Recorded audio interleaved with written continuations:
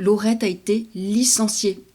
Il y a encore quelques mois, si tu avais demandé à Laurette ce qu'elle allait faire de sa vie, eh bien, elle t'aurait répondu sans hésiter, comme d'habitude, poursuivre mes enfants, mon travail, mon quotidien, mon organisation. Continuer en étant le plus sereine possible. Mais voilà, Laurette a été licenciée et cela, elle ne s'y attendait absolument pas. Ça lui est tombé dessus comme un coup de guillotine. Alors elle a eu cette sensation, quelque temps, que tout s'effondrait. Et puis, le temps a passé et aujourd'hui, quelque chose vient la troubler davantage.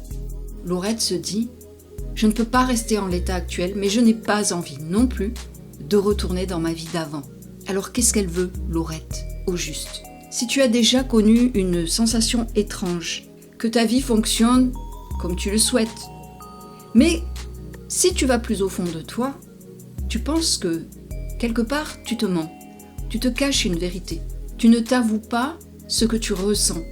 En fait, ta tête dit quelque chose, mais ton cœur en dit une autre. Eh bien, si tu te reconnais en cela, reste ici, cette vidéo, elle est pour toi.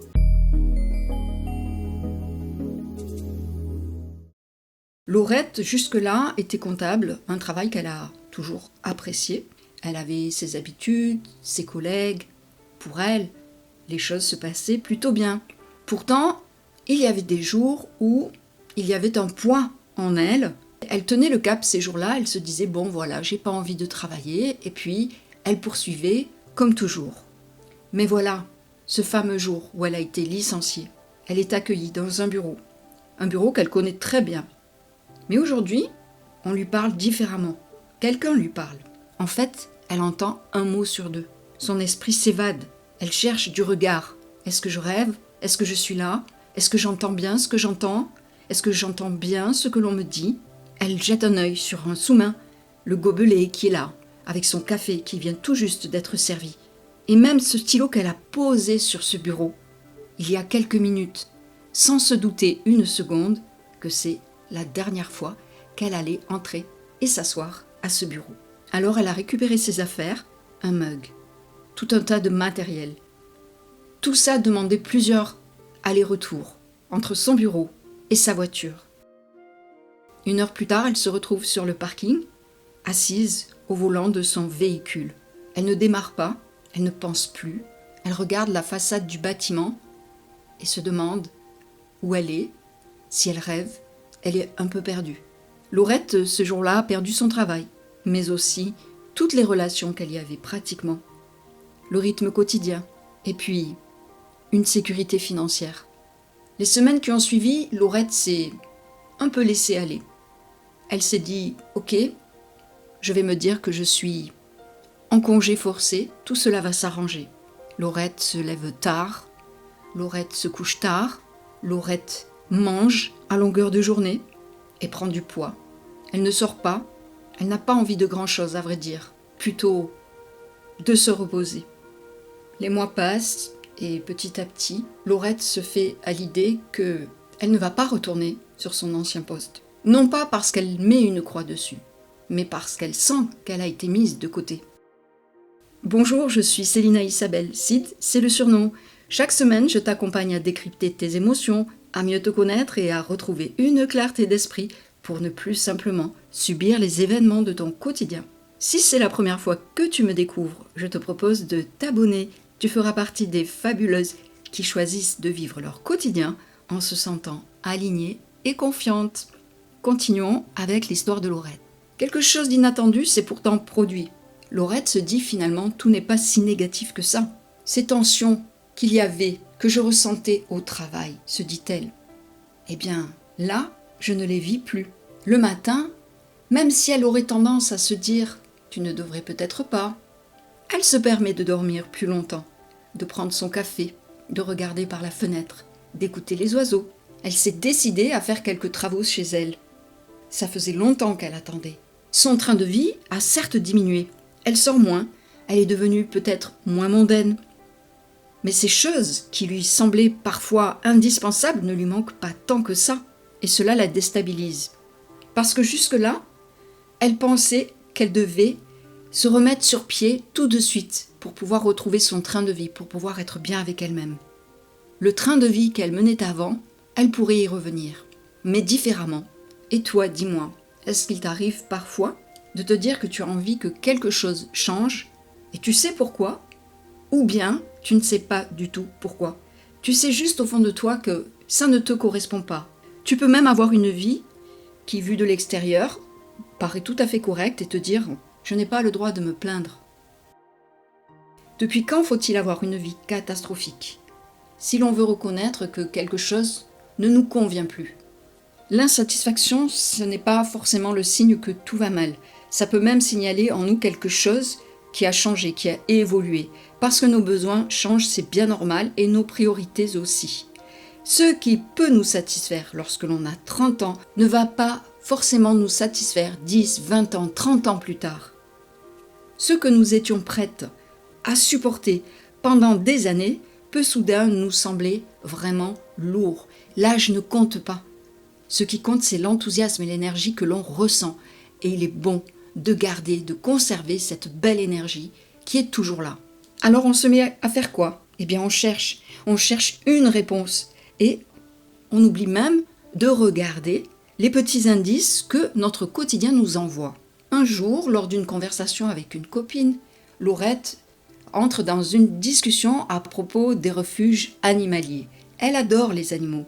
Son amie lui dit qu'un poste est ouvert justement dans le refuge non loin de chez elle. Ils ont besoin d'une personne qui assure le secrétariat et la comptabilité. Laurette adore les animaux, mais elle réagit immédiatement. Mais il faudrait faire quoi exactement?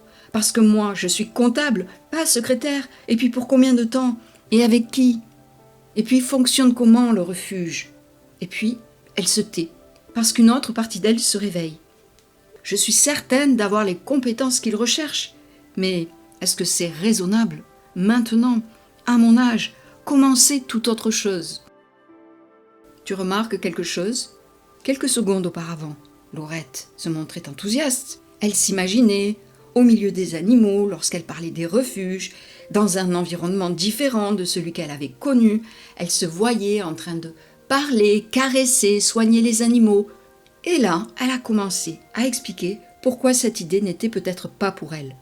Elle était donc divisée entre le ressenti, le cœur, ce que la projection du travail avec des animaux et avec de nouvelles équipes lui provoquait, et la raison qui lui disait « tu n'es pas faite pour ça, tu es comptable, tu travailles dans une institution, c'est là qu'est ta place ». On cherche souvent à décider de façon raisonnable. Est-ce que j'en suis capable? Est-ce que c'est rentable? Est-ce que c'est logique? Est-ce que cela correspond à mon expérience? Que vont penser les autres? Toutes ces questions ne sont pas inutiles. Mais avant même d'y répondre, peut-être qu'il vaudrait mieux se dire « est-ce que j'en ai envie d'y aller? Est-ce que cela m'attire véritablement ?» Laurette avait de l'expérience et savait très bien travailler. Des compétences, elle n'en manque pas. Mais depuis son licenciement, eh bien, elle avait quand même quelques doutes. Elle avait l'impression de ne plus savoir faire ce qu'elle savait faire. Alors soudain, ce refuge lui montrait autre chose. Et puis finalement, Laurette se disait « peut-être que j'ai besoin d'un nouveau travail, de me sentir utile autrement, dans un environnement simple, et avec le plaisir de rencontrer de nouvelles personnes également. Peut-être que toutes ces années passées à répondre à des obligations, des attentes professionnelles, sociales et familiales, eh bien, ça ne m'appartient plus. Je peux le vivre différemment. » C'est souvent là que le cercle se met en place. Les autres d'abord, les obligations d'abord, ce qu'il faut faire d'abord, et soit en dernier. Mais à force de se négliger, le doute s'installe en nous. Plus on doute de soi, moins on va oser prendre notre bonne place. Alors qu'est-ce que l'on fait? Eh bien, on continue à s'occuper de ce qui est extérieur à soi. Et on se retrouve avec cette sensation particulière d'être à moitié partout et entière nulle part. Je serais curieuse de savoir combien d'entre nous ont déjà vécu cette expérience ou cette sensation d'être à côté de soi. Tu me le dis en commentaire? Laurette finira-t-elle par travailler dans ce refuge? Peut-être, peut-être pas. Mais en fait, ce qui lui arrive là lui a déjà apporté une belle information sur elle-même. Elle pensait qu'elle ne pouvait retourner que vers ce qu'elle connaissait déjà. retrouver la même vie sociale, le même rythme, le même travail, le même train de vie. Mais si la question n'était pas là, si elle pouvait éventuellement se dire le passé est au passé et je dois construire mon présent aujourd'hui qui va constituer mon avenir. Et dans ce présent, c'est l'occasion d'aller voir au fond de moi ce que je ressens, ce qui m'attire, ce qui me fait envie. La réalité, c'est que ce refuge lui fait envie. Laurette n'est pas perdue, elle est entre deux versions de sa vie. L'ancienne qui ne lui correspond finalement pas tant que ça, et la nouvelle qui n'est pas encore construite. Alors entre les deux, c'est le flou. Si tu suis cette histoire, que tu apprécies ce partage, peut-être pourrais-tu mettre un like pour me le faire savoir, un petit pouce, cela m'encourage à poursuivre. Merci. Alors maintenant, prends ton carnet de notes et c'est le moment de apporter une réflexion sur toi-même. Première question, dans ta vie actuelle, qu'est-ce qui fonctionne encore mais ne te satisfait plus vraiment? Essaie de ne pas juger ta réponse. Tu as le droit de reconnaître quelque chose qui ne te convient plus, même si, objectivement, ce n'est pas une mauvaise chose. Deuxième question, depuis quelques mois, qu'est-ce qui te donne spontanément envie? Une activité, une personne, un projet, un environnement différent, quelque chose que tu aimerais apprendre, découvrir, retrouver. Ne te demande pas encore si c'est raisonnable ou réalisable. Observe simplement ce qui provoque de l'intérêt chez toi. Troisième question. Si tu pouvais construire la suite sans être obligé de reproduire ta vie d'avant, qu'est-ce que tu garderais et qu'est-ce que tu laisserais derrière toi? Chère fabuleuse, rappelle-toi que les solutions sont en toi, mais pour les trouver, encore, faut-il cesser un instant de chercher ce que tu devrais faire et écouter aujourd'hui ce qui te donne envie. Si tu veux effectuer un bilan sur ta situation, je t'invite à me rejoindre en cliquant sur le lien sous la vidéo. Les accompagnements proposés chez Envol et Vie s'adressent aux femmes dès 40 ans qui souhaitent prendre un nouvel envol. C'est tout pour aujourd'hui, chère fabuleuse. Quelle orientation vous avez envie de donner à votre vie? Comment vous voulez vivre votre quotidien? Comment vous allez être plus proche, plus à l'écoute, plus respectueuse de vos envies, de vos besoins, de qui vous êtes? Si tu connais une femme qui traverse justement cet entre-deux, partage-lui cette vidéo, ça pourrait lui être utile. Prends bien soin de toi et à bientôt.